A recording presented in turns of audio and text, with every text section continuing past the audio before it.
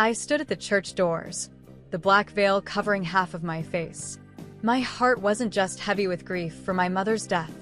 It carried the scars of wounds that had never fully healed.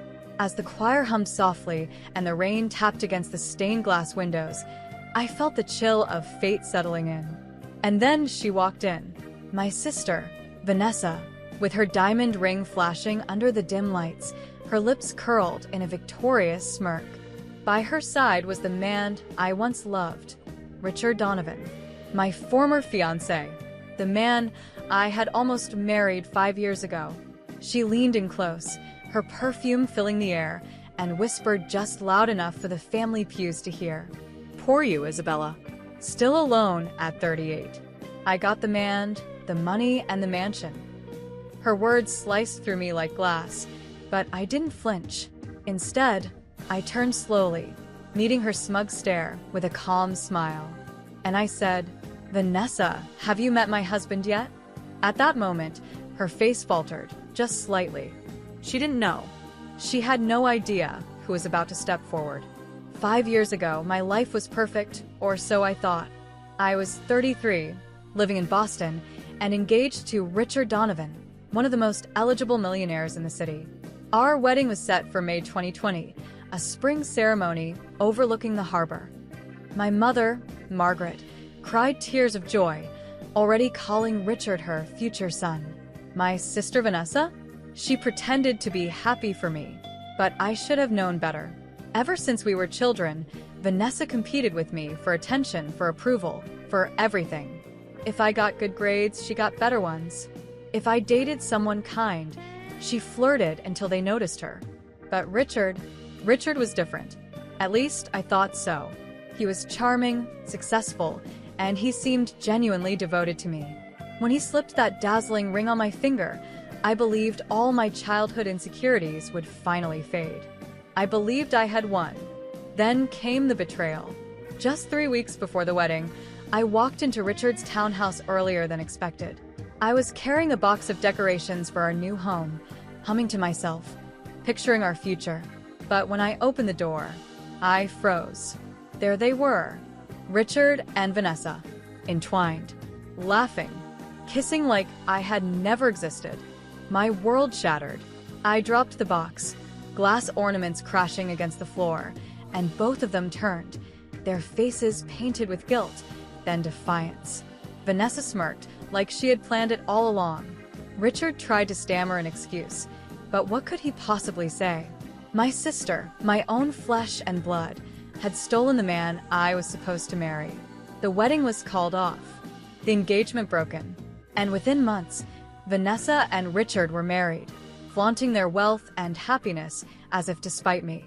I was humiliated, heartbroken, and utterly betrayed. And so I left. I left Boston, left the whispers, left the shame. With nothing but a suitcase and my wounded pride, I flew to London, determined never to look back. I thought leaving meant the end of my story, but really, it was only the beginning. London greeted me with gray skies and endless rain, but to me, it felt like freedom. No one knew me here. No one whispered behind my back about how my sister had stolen my fiancé. No one looked at me with pity. For the first time in my life, I could breathe. But freedom didn't erase the pain. The first nights in my tiny rented flat were filled with tears, with questions that clawed at me in the silence. Why her? Why not me? What did I lack? For months, I carried those questions like stones in my chest. But slowly, something shifted. I remembered my mother's voice, softer than a whisper. "Isabella, you were born with fire. Don't let anyone dim it." So I decided, if Vanessa had taken my past, I would build a future that no one could touch. I enrolled in a finance and investment program at King's College. I worked nights at a cafe to pay my bills, serving lattes with tired hands, but keeping my head high. While Vanessa posed on yachts for social media, I was memorizing stock charts and real estate law. There were days I almost gave up. Nights when I walked back through the rain, soaked to the bone, thinking, she's drinking champagne and I'm counting coins. But then I reminded myself, champagne fades, but resilience endures. By 2022, I had launched my first real estate investment firm. Small at first, just managing a handful of rental properties. But I poured every ounce of knowledge, every sleepless night, into making it succeed. By 2023, I was no longer just surviving, I was thriving. And somewhere along that journey, love found me again. Not the shallow, performative love Richard had offered, but something real, something strong. I met Alexander Pierce during an investment conference in London. He wasn't like the men who had once circled me for beauty or status. Alexander was reserved, observant, and spoke with quiet authority. He wasn't just wealthy, though he was beyond anything Richard could ever dream of. He was brilliant, the founder of a global tech empire, a man whose innovations were shaping the world. But more than his success, it was his kindness that disarmed me. He didn't see me as the woman who was betrayed. He saw me as Isabella, the woman who had clawed her way out of ruin and built herself again. We began as business allies, late-night strategy meetings turning into long conversations about life, loss, and dreams. And before I realized it, I had fallen in love. In 2023, we married quietly in Monaco, a ceremony so private that not even my extended family knew. No diamonds were flaunted, no headlines were made. Just me, Alexander, and the vow that this love would be built on truth, not betrayal. For the first time in 5 years, I felt whole. But fate has a strange way of circling back. Because just when I had stopped thinking about Vanessa and Richard, life prepared the stage for our paths to cross again. And it all began with a single phone call, the one that told me my mother was gone. It was a rainy morning in London when my phone rang. I was reviewing contracts in my office, sipping coffee, when the sound cut through the silence. I almost didn't answer, but something in me knew this wasn't an ordinary call. When I picked up, my cousin's voice was trembling. "Isabella, I'm so sorry. Your mother's gone." The words knocked the breath out of me. For a moment, I couldn't speak. My pen slipped from my hand, clattering onto the desk. My mother, Margaret Carter, the woman who had always been my quiet strength, was gone. I stared out at the gray London skyline, tears blurring the city lights. For years, I had kept my distance from family gatherings. I told myself it was easier not to see Vanessa and Richard parading their marriage, easier to avoid the stares and whispers. But now, there was no avoiding it. My mother's funeral would bring us all together. I booked my flight to New York City, heart heavy with grief and something else. A storm of emotions I couldn't yet name. Before I flew, curiosity got the better of me. I opened my phone and searched Vanessa's name on social media. And there it was, her curated life, displayed like a trophy cabinet. Photos of her draped in designer gowns, sipping champagne on yachts in the French Riviera. Selfies in front of sprawling mansions. Captions that read, "Some girls dream it. I live it." And always, by her side, Richard, looking older, heavier, but still trying to project the image of the perfect power couple. Each photo felt like a dagger. Not because I envied her anymore, but because I saw through it. The smiles looked strained, the eyes tired. It was all a performance, a desperate show of happiness to cover the cracks beneath. Still, I knew what awaited me in New York. Vanessa wouldn't miss the chance to flaunt her wealth, even at our mother's funeral. She would walk in draped in jewels, her hand clutching Richard's arm, ready to remind me, again, that she had won. But what she didn't know was that I wasn't the same Isabella she had crushed 5 years ago. I wasn't the broken woman abandoned before a wedding. I wasn't the sister she could humiliate and push aside. I was Isabella Carter Pierce now, wife of Alexander Pierce, partner to a man whose name carried more weight than Richard's entire fortune. And for the first time, I didn't dread seeing her. I almost welcomed it, because this time, the stage was mine. The day of the funeral arrived, and as I walked into the church, I knew everything was about to change. The church bells tolled as I arrived at St. Patrick's Cathedral in New York. The air was heavy, a mix of incense and sorrow. Black umbrellas crowded the steps outside, mourners whispering as I walked past them, my veil draped low. Inside, the pews were filled. Family, friends, distant cousins, old neighbors, all gathered to say goodbye to my mother. My heart ached as I gazed at her framed photograph near the altar. She looked so peaceful, as if she were silently reminding me, "Be strong, Isabella." I slid into the front row, my hands trembling as I clasped them together. And that's when the air shifted. The doors opened with a creak, and in she came. Vanessa, draped in black silk, but her eyes glimmered with triumph, not grief. Diamonds sparkled on her fingers, a necklace dripping with stones that caught the candlelight. And on her arm, Richard. Older now, his jaw heavier, his hair thinning. But his arrogance was intact, his chest puffed as though this funeral was another stage for them to perform upon. I felt the whispers ripple through the pews. Some eyes darted to me, others to Vanessa. They all knew the story. They remembered the betrayal. And Vanessa thrived on it. She walked down the aisle like it was her runway, pausing just enough to let her diamond ring catch the light. When she reached me, she leaned in close, her voice dripping with venom disguised as pity. "Poor you, Isabella. Still alone at 38. I got the man, the money, and the mansion." For a moment, the old pain surged inside me. I almost saw myself as I was 5 years ago, broken, discarded, humiliated. But then, I remembered who I had become. I raised my eyes, steady and calm, and let a small smile curve my lips. "Vanessa," I said softly, "have you met my husband yet?" Her smirk faltered. Just a flicker, but I saw it. She blinked, confused. Her gaze darted around the church, as though expecting a joke. Richard stiffened beside her, his hand tightening around hers. The pews fell silent, the weight of my words hanging in the air. Mourners leaned closer, sensing the shift, sensing that something was about to happen. And then, from the back of the church, I heard the measured footsteps that would change everything. Alexander Pierce, my husband, tall, composed, his presence filled the room like a quiet storm. His suit was sharp, his expression calm, but there was no mistaking the power in his stride. People began to murmur, recognizing him. "Is that Alexander Pierce?" I heard someone whisper. Vanessa's face drained of color. Richard's jaw slackened, his eyes widening in disbelief. Because Alexander wasn't just a wealthy man.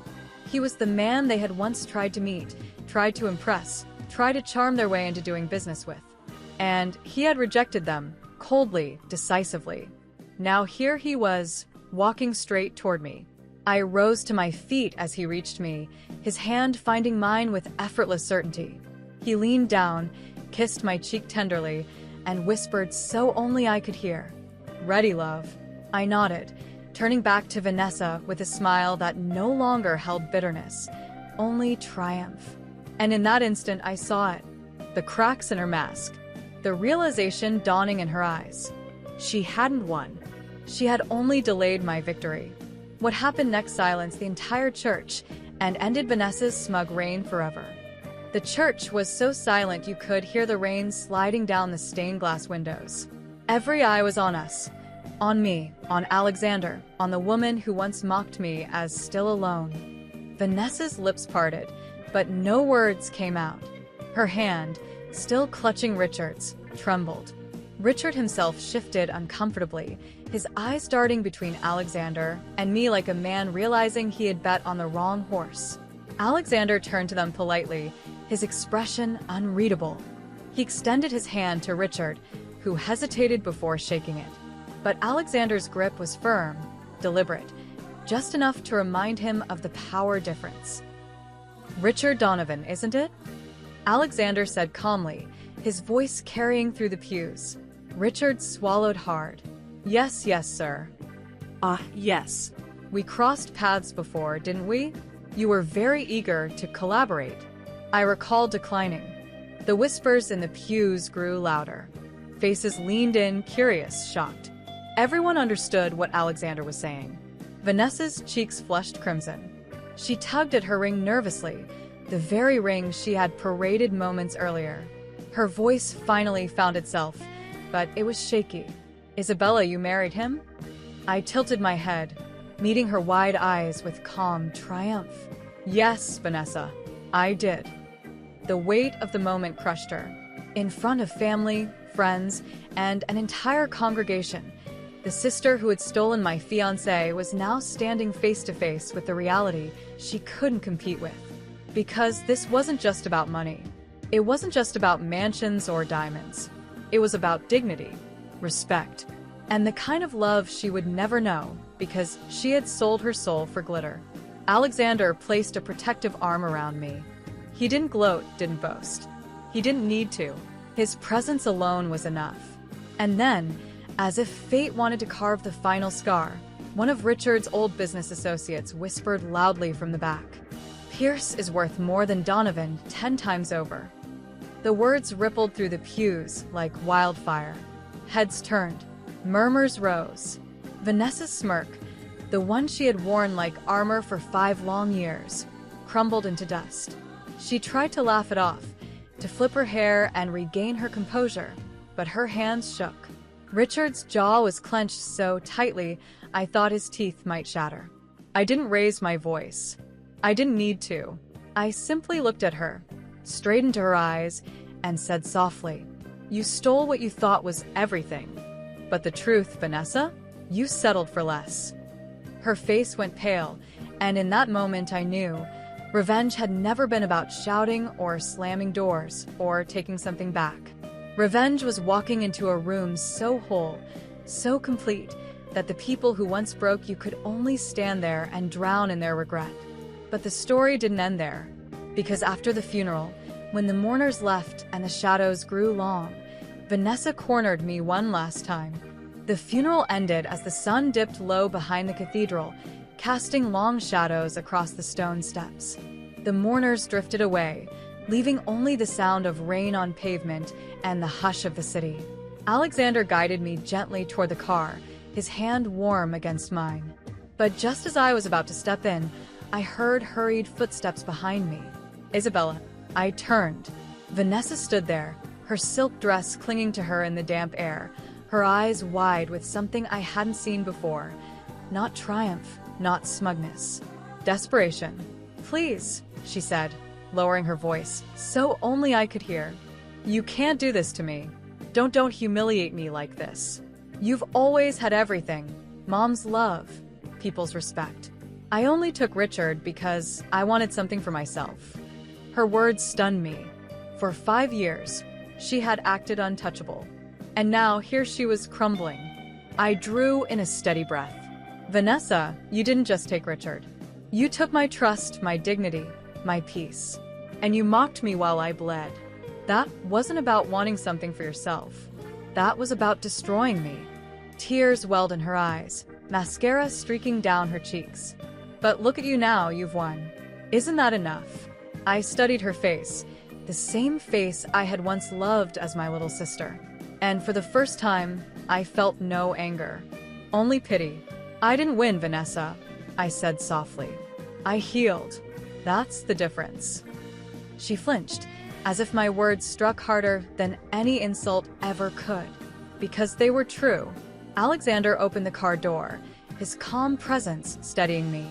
I slid in, glancing one last time at Vanessa standing in the rain, her diamonds dull, her mansion meaningless, her husband beside her, but more distant than ever.